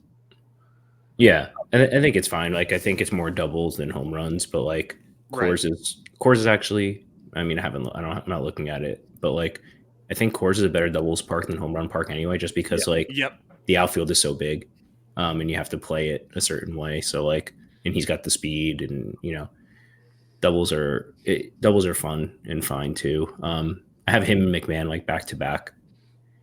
So like if I'm picking out a turn, like I'm more than happy to like scoop the two of them together and like with stacks, but like, one-offs, yeah, not super exciting, but it's that part of the draft where I'm looking for that 6th or 7th infielder. And this is also like, there's still 1 or 2 rounds of guys in like that I like, that I think have upside, but this is, to me, you start to get close to like everyone on this page until you scroll one more down is drafted in 100% of drafts. And then if you do one mouse scroll, you're getting to 10-20% of drafts. And it's like, what's the real difference between, not to single him out, Jeremy Pena and I don't know, Sean Murphy? Yeah. And it's like, one guy is going to be drafted in every draft, and one of them is drafted 20% of the time. And like, there's other names too. So like, there's guys that I like, and I don't want to skip too far ahead, but this is when you start to think about, like, I've been recently trying to save more roster spots for the undrafted guys. So sometimes I'm skipping this like 180 range. Nolan Gorman actually really like, and I'd love to talk about him. Big power, think he can hit in the middle of the order, lefty, so strong side. But like, other than that, there's like a lot of unexciting guys here. Brian Hayes, I kind of like, but Yeah. now it's starting to like the Jose Abreu's, JP Crawford's, like they'll all project fine. I just I think the EV is probably better, like skipping this range and going 2 undrafteds for the texture, but I might be a little fancy brain there. What do you guys think? No, I don't think you're wrong. I mean, the projections are not going to be as like exponential as the drafted percentage will be. That's always kind of been the calling card with best ball is, there's a lot of uniqueness that you can get to late. So I love Hayes, but you can definitely find replacement level players. If you look down at this range that you're saying of guys that don't really get drafted that much. And that's just one guy to single out because that's my guy. But yeah, I mean, for one, I guess we can, if you just want to just be like guys naming dudes, but that's where we're at. That's where we're at. Like I like Jeff McNeil in my Mets builds a lot. I don't think he's at any playing time risk. Sure that he's just like the definition of oatmeal, like not going to spike, but he's like, if he's doing well, there's a good chance that, he's probably getting, knocked in or, knocking in Lindor and, Alonso, depending on where he bats. And there's nothing to me about his profile that says that he's on his way to fall off other than, playing in Queens where it's a lot to be desired from a hitting perspective, but he's the cliche, professional hitter, Jeff McNeil. Yeah. So some names that stand out to me, even like before we get to the scroll down, less drafted, percentage drafted, or the amount of drafts they're drafted in is lower. I don't know. I keep going back to Anthony Rizzo. Just like, I feel like it's still there. I just don't want to discount the head trauma from last year really skewing like what we think of him. The pre-post splits are pretty insane. And that's like, I don't know, my soapbox, but like, what a shame that came out so far later. And like, I don't know what they can be done about it, but like that really sucked. But yeah, Age Cliff I think has passed him by. But the lineup is great. So if he stays healthy, like, and in that stadium, obviously, and he's going to be batting behind all these guys that have, high OBPs, as long as they're not driving themselves in. So it's fine. Rizzo for me, like, I love the guy, Anthony Rizzo. He's kind of the poster boy of like, why is he in 100? Like he's like, I have him ranked like 220, like draftable, but like, I don't know. Does he need to go in 100% of drafts? Yeah, for sure. And I think the other one to put with him is Matt Chapman. I think he does need to go in 100% of the drafts. And he is, but I'm less concerned about what he will be this year than Rizzo. It's just going to be so silly once Chapman signs and then he gets a boost in ADP. It's going to be so silly. It's going to make no sense.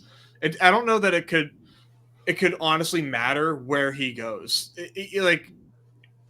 What's the worst place he could probably go right now? Like Seattle? Do they kind of low key need a third baseman? I'm not like overly familiar. I'm probably forgetting about like a Polanco, which maybe second, but like, does that move guys around and stuff? Yeah, there's not that many. Like, we talk about it like bad ballparks. It's like everything's bad ballpark. Like Toronto was a bad ballpark. Like he's leaving a bad ballpark, and even if he goes to one, it's like, yeah. No, I like Matt Chapman. He's like premium oatmeal. which is fine. It just depends on your team, right? If you took like a Royce Lewis and an O'Neal Cruz or something, it's like I want like the veteran presence of Matt Chapman on this team. Like I think that makes sense. It just depends on your textures. Where a veteran, where you feel good about like, hey, this guy's going to give me a lot of 40, 50 point weeks. He's not going to lose his job, assuming he finds one. Whereas, a lot of the names that like I'm excited to talk about, like could lose their jobs. It just depends on like, is your infield 6 on your team? Do you need him, or is it like a luxury pick? And I think that dictates a lot of like who you click. Yeah, I think to answer your question earlier about my thoughts about guys not being drafted, if I'm taking a 6th infielder here, I am taking one of these guys that I feel pretty confident about, and then the 7th one, I'm shooting for the moon. Yeah. But it sounds like you're doing maybe a little bit more, reserving more than one roster spot for that. I'm trying to, but like I'm 90 in, so like I'm at that point where I've kind of done it all, and like all the teams are kind of the same, and yeah, it depends on the teams. Like the Angels have a lot of guys that go undrafted that I like. It's a bad team, bad ballpark, blah blah blah. I copy and paste that, but yeah, it just like I'm fine taking the stacking partners. Of guys that I think can get ABs and are young and have upside. I think the Angels are like a what if team too. I mean, what if the players on this team just are not bad? Or I'm not saying that they're going to make a run at it, but they're just such an obvious like counted out team right now. And like, what if like Shanwell and Zach Neto like what if they click? What if these two guys are just like hitting well, and now they find themselves thrusted up to the top of the order? And Ward is always like, not always, but he's been a projection darling the last 2 seasons. Still holding out hope on him to have a good season, and he was banged up a lot of last season. So if he's healthy, he plays well, and you've got Shanwell and Zach Neto, these two youngins with Trout. There's a chance that this team is like, oh wow, like you got yourself like the top of the Angels order, and they're nice, and they cost you absolutely nothing, and nobody else has them. Yeah. You kind of got me on that with with like the Trout stuff, and then looking at who do you pair with Trout? It's like, oh, they've got these rookies that they've just like demanded play in the big leagues because they had nobody else. But there's some hope there. I mean, Neto specifically, or maybe it was Shanwell. Neto specifically like projects to be an above average hitter. But I think maybe it's Shanwell that knows Neto. Yeah. I mean, Shanwell's he's like Luis Arias ish, but he's 21 years old, and he was drafted last year out of college and played a couple of weeks later, seemingly, like pretty literally. So. And he hit 275 with a 400 OBP, granted, in like a month and a half. But in like, if I remember correctly, like he's batting like first or second for a period of time. Like, yeah, they were just like your lead off for like a month out of college. Yeah, these are guys. Like, what's the downside versus upside in there? Like, same with Volpe. It's like projections have to have a batting order, and like. They are likely to bat 7, 8, or 9, but like, what if they bat first? And like Rengifo is like actually not that bad. He was actually pretty decent last year, so like I guess he's penciled into leadoff. But it would not surprise me if one of these guys, Shanwell or Neto, force their way to the top of the order, and then like an extra plate appearance a game is so huge, projections wise. Yeah, that's definitely the edge in this is like projecting plate appearances. Like you can easily say like, what happens if this guy does better than median? Well, it's cascading. It's like, okay, well now he has more plate appearances because he's likely moving up in the order. Sorry, go ahead, Sheep. Oh, I was gonna say even Brandon Drury, I think is a decent bat. Maybe not so much the upside that those other guys could potentially have, but just in general of the team outperforming. For sure. And then healthy Logan O'Hoppe, like there's pieces here. I feel like I'm kind of high on them. But Neto is the one I get the most of at this point, just based on profile and what we need for scoring. Yep. I think one thing that's oh, go ahead. Oh no, go ahead. I was going to move on to Seattle. No, I got mixed up. I was going to say I thought it'd be interesting to see if like Ohapi can, right now his obviously like the projections are low on his plate appearances. Drury, I mean, I liked Drury. I was a former like Drury guy off him last year, and then he bounced back. Well, not bounced back. He just had a weird career arc. I think it'd be interesting if we could get Ohapi to start DHing a little bit more, boost those plate appearances. I think he's Will Smithy. Like projections like are really high on him. He's 24 years old. Yeah. Like, and again, like if the Angels are as bad as everyone thinks they're going to be, like why would they be DHing like Anthony Rendon and stuff? Like, or maybe Rendon's playing in the field. Like Rendon and Drury, right, are splitting DH and third base, but like at some point, well, Rendon is going to get hurt. I try not to like. I've talked about a lot of injured guys, like bullishly, like I'll counterbalance it and speak in absolutes. Like Anthony Rendon is going to get hurt. He doesn't care about baseball. I was going to say there's a difference between disgrace. Yeah, there's a difference between the guys that are going to get hurt and you want to play them still, and the guy who doesn't want to play and is going to get hurt. Yeah, so like that is sneaky bullishness that I'm not convinced is baked into the price, where like Drury and Rendon right now are projected to play third and DH and bat third and fourth. But like when, not if, when Anthony Rendon is hurt, that's more DH ABs for Logan Ohapi, which, and moves everyone up in the order of spot. So I don't know. That's like way too much time on the Angels, but they're like, they're my Cincinnati Reds. It's like the ballpark is much worse. And like, the underlying team is bad, but I don't know. I've sold myself on like guys improving their situations on the Angels. Yeah, for sure. I mean, these guys are undrafted. They're literally undrafted and then written off.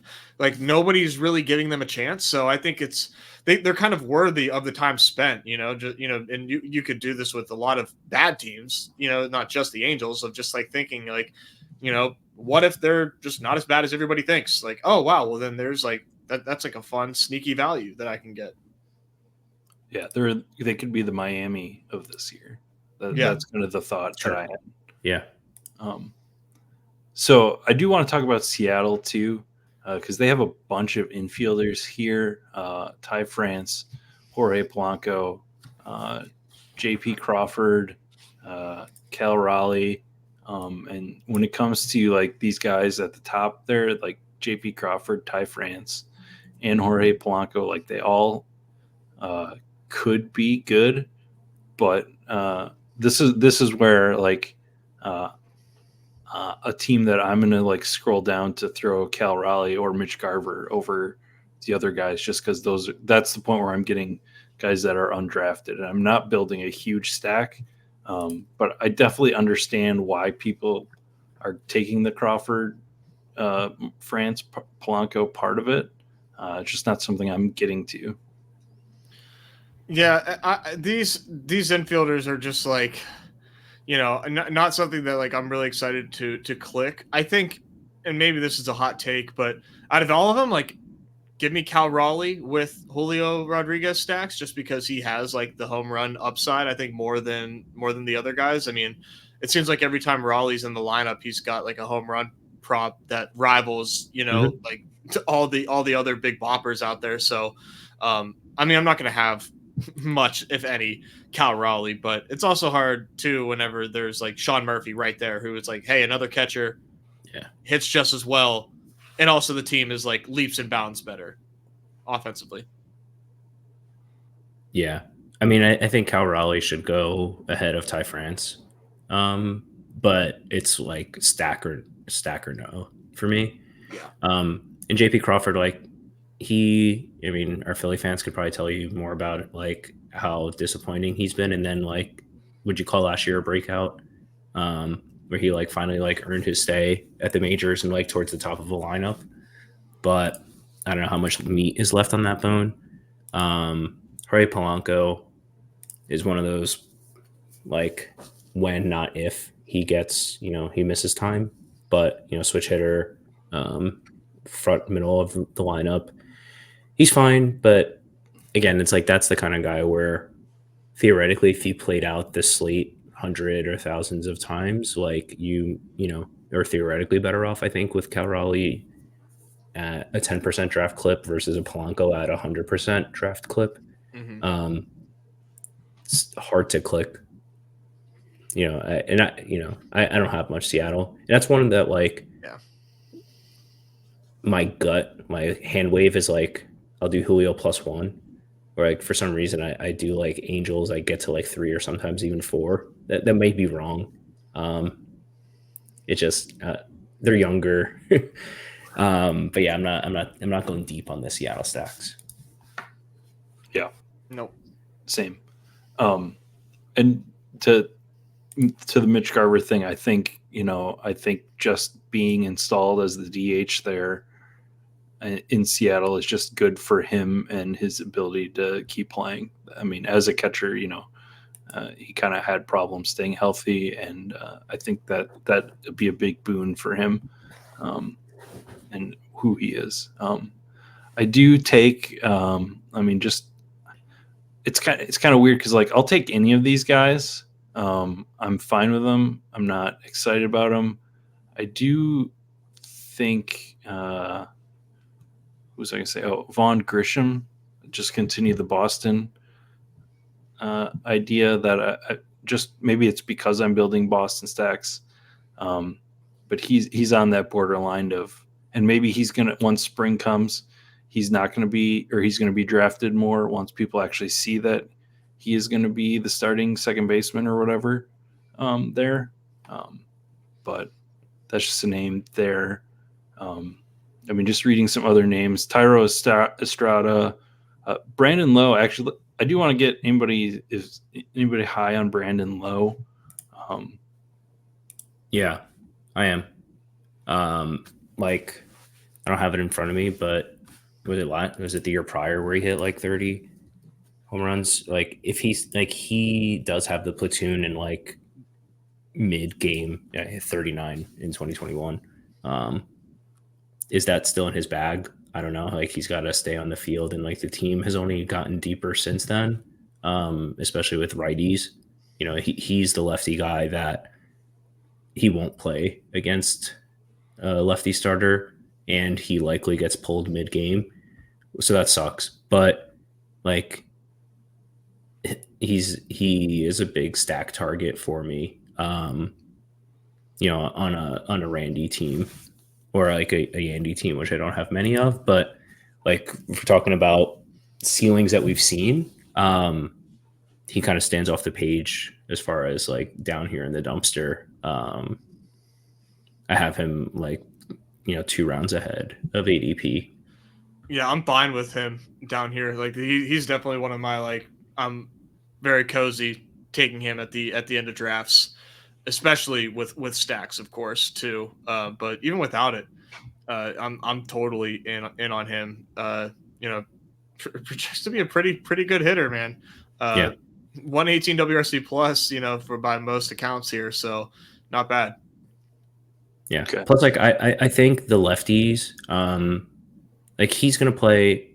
So it's like 75-25 righties lefties. So on 162 games, it's 100. Let's call it 120 that you face a righty versus a lefty. But like in a single week sample, you could very well run into 6 righties in 2 series where you don't run into a lefty, or you play teams that don't have lefty bullpens or like whatever. So like those guys on a single week by nature have a spikier profile, because like at the end of the year, if he's healthy, Brandon Lowe will play 120 games, give or take. But in a single week, he's going to play 3 or 4 a lot. And like, there might be some weeks where he plays like 6 or even 7 because he just, run good.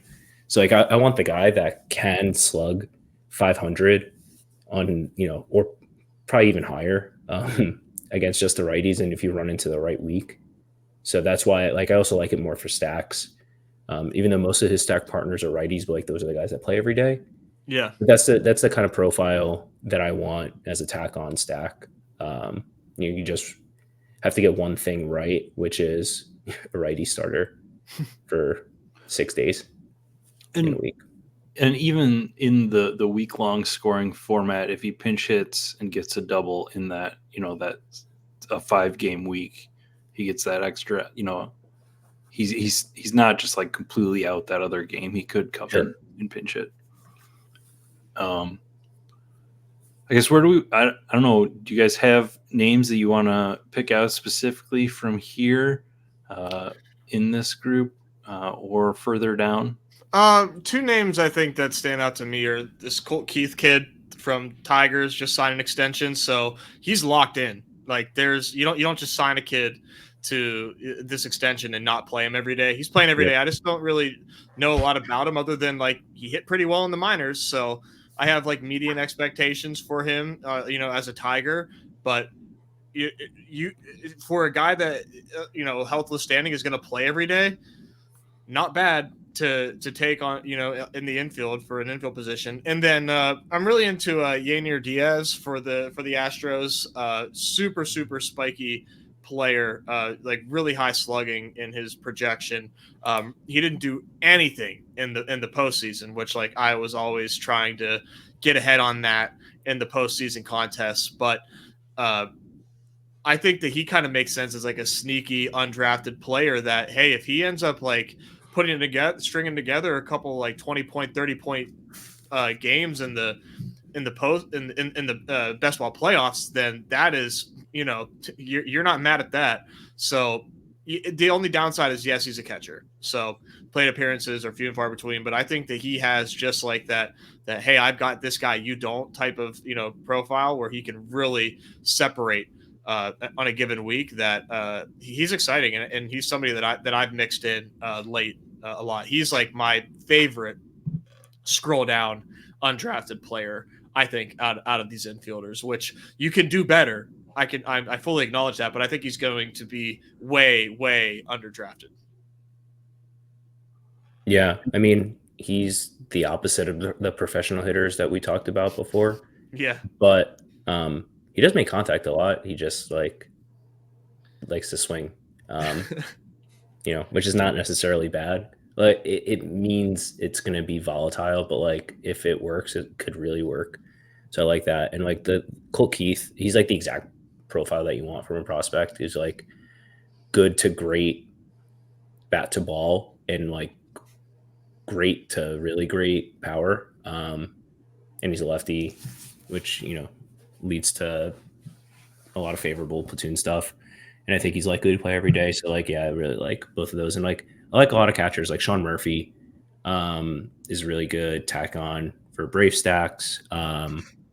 Wilson Contreras, like I'm not super excited about the Cardinals stacks, but like he's a pretty good hitter. Like, can he get there in a playoff format? If you've invested in Goldschmidt and Arenado,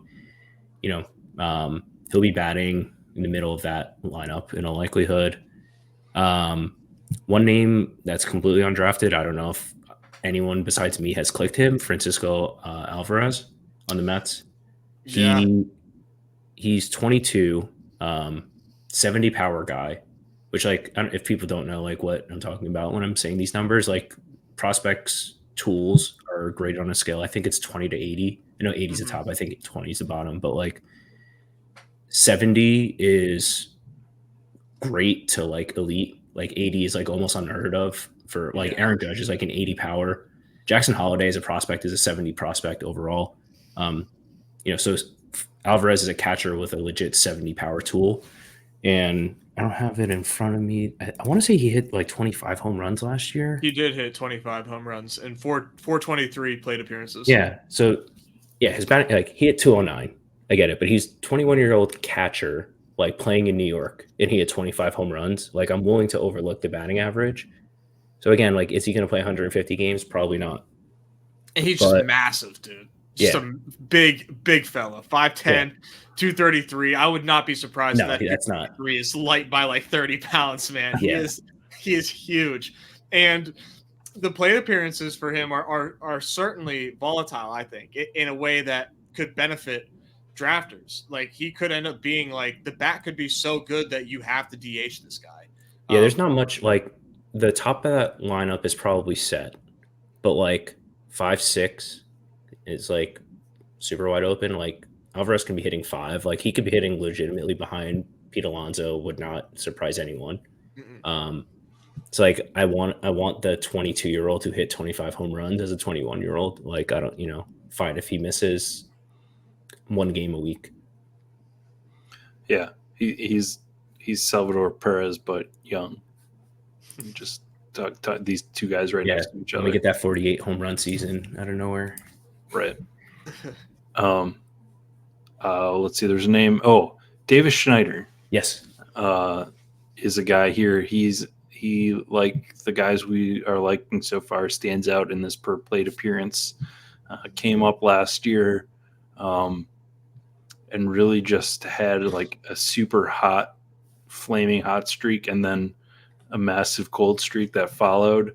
Again, a little bit older for a sort of the breakout player that you're looking at, but still in the prime of his career. And based on what Toronto's done this offseason, like he's going to be the starting second baseman. I don't know. Maybe there's more than 408 plate appearances here. I'm not sure what Toronto's doing. Is part of the question I have. He's one I haven't gotten to yet, but when you look at his stats, it's like, why shouldn't I be a little bit on this guy? I mean, he hit well in the minors and came up into the majors and went absolute scorched earth. I mean, his debut is like unforgettable. I'll never forget the name Davis Schneider because he just came up and tore the cover off the ball. It was insane what he did. He 3 straight home runs, I think, in his debut against at Fenway. Just crazy. If he does end up playing a lot like that, then this could be, he could be a big piece for this Blue Jays offense if he sticks and that bat is real. If you're going to poke holes in it, 30% K rate, but he walked 14% of the time, slugged 600, which is like obviously coming down, but I mean, every step of the way this dude hit for Toronto. Yeah. So it's pretty interesting. It's hard. Like I tried to pull in prospect grades and stuff and factor that in, and like I could find basically no information about Davis Schneider. Like he's been in the system for a while and he's like was never in their top 30 or 40 prospects. And then it's just like, I don't know. I'm just like imagining them sitting in a room and they're just like looking at their minor league stats and it's like, what is this guy doing here? Like, why? Like, who are you? And it's like month after month. And it's like, all right, fine. Like, here, come take some ABs. And it's like, he's awesome. 25 years old, and there's nothing standing in the like. That's one where Cardi said like, if the one place where you can probably best add value to projections and IKB and stuff is playing time. And like a lot of projection systems have him for 400 plate appearances, and like who is he losing plate appearances to? Right. Like if he sucks, I get it. And like he for sure fits the profile of a guy you like never hear about again. Like he just like hits like 090 in April, and like you legitimately never hear about him again. But if that doesn't happen, like who's standing in the way? Like I'm like I couldn't tell you. IKF. Like, is IKF going to keep him from playing? Is Kevin Biggio, like Kevin Biggio's been like a disappointing bust for, the last half decade. To add Matt Chapman again back, like I still don't know who is pushing Davis Schneider for playing time. Yeah. So like I think like he's a righty who's going to start against righties, which is nice. So I don't know where he loses. Like I think if you go from like he's projected for 400 play appearances, if you bring that to 6, like simple like 1.5x his projections, like he's like extremely underrated here. Like he is, I think, possibly like the most mispriced guy because of something that like I don't understand, like what the inputs are on the plate appearance stuff. All right. Anybody else? I'm actually kind of surprised that there's not that Orlando Arcia isn't drafted more, just because how aggro everybody is on Brave stacks. Just scrolling through names here. I'm glad. Well, I don't know if I am glad. I'm kind of sad that the field doesn't draft Javi Baez anymore. That was fun. Yeah, it was.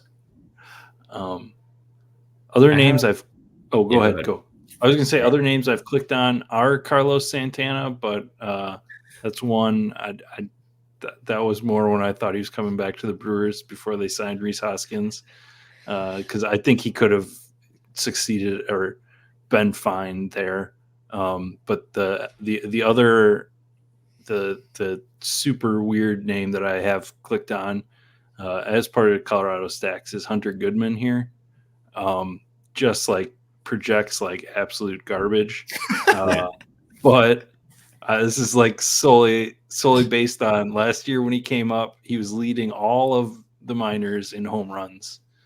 Like if you want to attribute that to, I don't know, the league that or the AAA team that he was on being one of the part of the West Coast hitter friendly teams or what, but just like again, like he's going to play first base or outfield, and like who's if he's good, who's going to push him off, or if he's just mediocre, who's going to push him off? Like there's no CJ Crone there anymore. Yeah.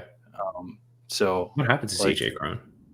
He hasn't signed with a team yet. So okay, but he's like not even in the discussion. Yeah, I think he's the kind of guy that can go Tovarish, but he's got like much more power. Where it's like he's round 20 now, and it's like, this year might not be great, but like you're gonna take him in round 17 next year anyway, because he's like almost definitely underpriced for his range of outcomes.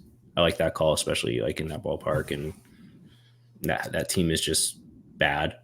So like, why wouldn't they play him? So that makes sense. I think one last name that I'll throw out there is a personal favorite of mine, Lamont Wade Jr. I don't even know where to scroll to find him.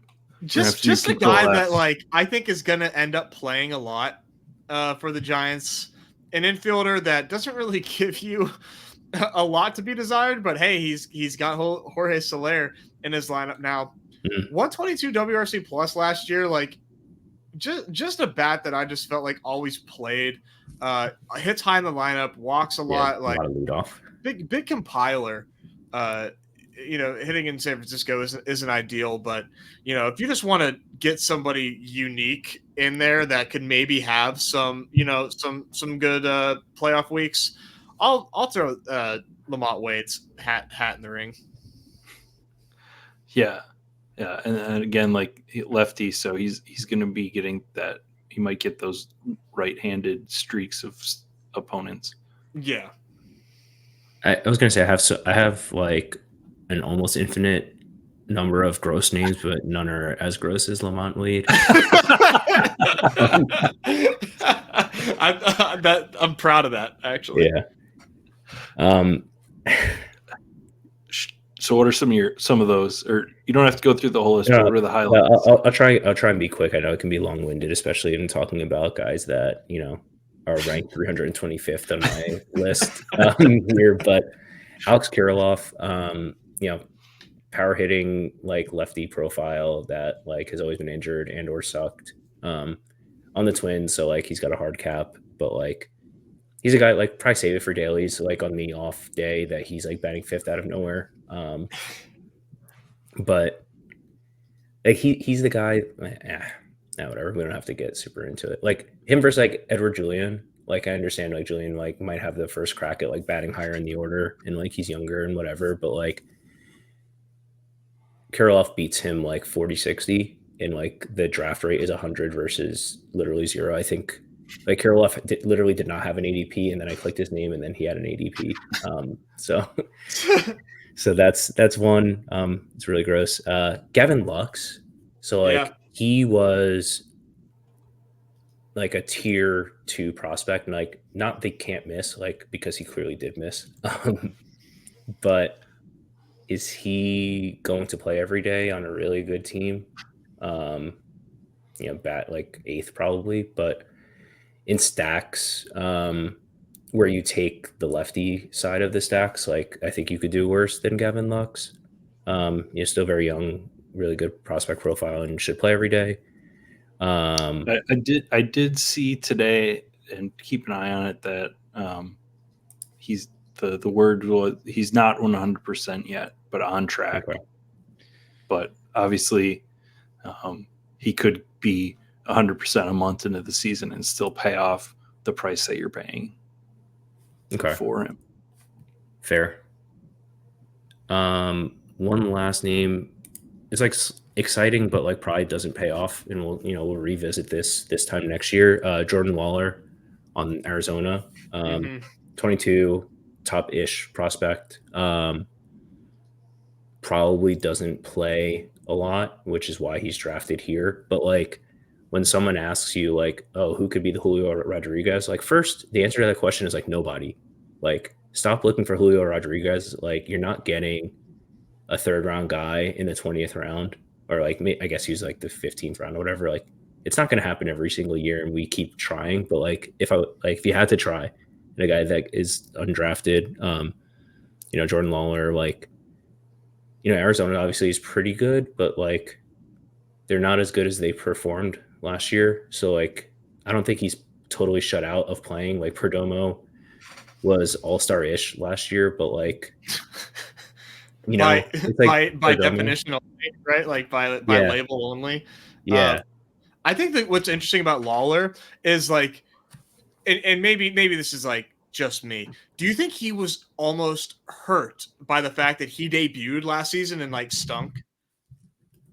If we never saw him like suck at the majors, I think there'd be much more like evil I don't know about Jordan Lawler, because the dude, I mean, he was 20 last year, but that's why, right? No, for sure. I mean, it's excusable, but I mean, otherwise, I feel like people would be like way more excited about this kid, and I don't know that like, man, I want to start taking stabs on Jordan Lawler. Like, I just want to say, like, he has the, like you said, like we shouldn't be looking for Julio, but if there is anybody that could be Julio, I mean, it's this kid.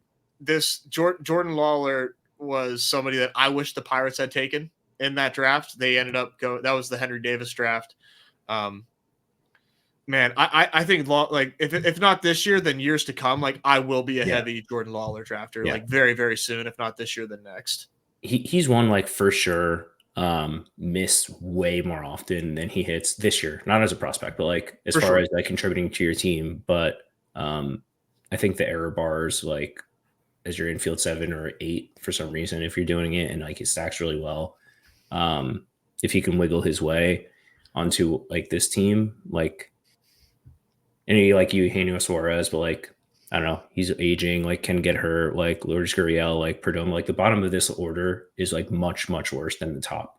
So there could be a spot for him to wiggle his way in if you like he's a legit top 10 prospect in the majors and doesn't get drafted. Probably doesn't work, but what if it does? Yeah, I totally hear what you guys are saying. The thing that I'm doing is reading what Arizona is saying about him, and like obviously the we can question playing Perdomo over him last season and like how good is Perdomo actually with a bat. But then this offseason they add Suarez, they add Jock Peterson. They're rumored to add a right. They bring Gurriel back. They are rumored to bring in a righty platoon partner to hit with Jock Peterson. So like the team is giving me signals that they want to put these veteran guys together. Obviously, like you said, Easy, the potential for injury is there, and like this is all moot. It's just like I don't love the signals that Arizona is giving. For sure. That's fair. All right. So last call. Any one last name? I don't think I can outdo myself. I mean, the only other thing I can say is like former top prospect Yoan Moncada. If you want to look at the White Sox and give them the Angels treatment and say, what if this team performs better? if Moncada's healthy and the White Sox are humming, because I mean, there's low key a chance that they could be like a kind of like fun offense if things really, really break their way and Eloy is in bubble wrap and stays healthy. He's somebody that like more of like hey, like be on the lookout for this guy in dailies. Like I can't ever imagine myself actually drafting him in Moncada, but there's a chance that the White Sox have a decent team. Yeah. I did want to someone that just came up there that I haven't drafted. Your Rowdy. boy, Sheep. Man, I like if there's not a type of player that Milwaukee likes to put at first base, like Rowdy Tellez was it. And even he couldn't, I mean, they sort of rotated through everybody last year trying to find the Rowdy Tellez of last year. But like, there's still power there, right? Like, like how much of it was due to injury? How much of it was just a mental block? Because like, this is totally anecdotal, but like I went to a game, like it was like the middle of the week game against Cincinnati. He struck out like all 4 times and he slammed his helmet down, broke the ear flap on it. And then the next game was when he had like the 3 home runs in a game. So like, which you called, which I called. I wasn't going to say that part. I'll say it for you. Okay. I'll never forget that. I did have a good day that in the dailies that next day. Better in dailies. Yeah. Yep. Maybe that's it. And maybe we need, maybe I need to forget the big guy dream, but I mean, the playing time should be there, right? I mean, as far as the Pirates first baseman job goes, I mean, who's rivaling? You would have to answer that question. I don't even like that's the roster I have. It's Connor Joe, probably, on the right hand side of things, but you could, I mean, not much worse, but you can do a little bit worse than like, hey, if Rowdy Tellez like finds some power in the Pirates lineup, things could go right there. Yeah. All right. I mean, we could probably talk about all these names in some capacity. Literally, I could paint you a picture on everybody. Like Tim Anderson, like CJ Crone, like some of these veterans, Bryce Turang, young guy. No. We'll talk about him. No, he AAA discussion in June. He assaulted my mother. Say it again. He assaulted my mother with this ball. Since we're going off the rails here at the end. Oh boy. I didn't have that on my bingo card. So I'm just telling game stories now, but we were at the game and I was my parents and my family, I was off getting everybody food and I come back with my wife's nachos and she's like, everybody's around my mom, like the team people are around there.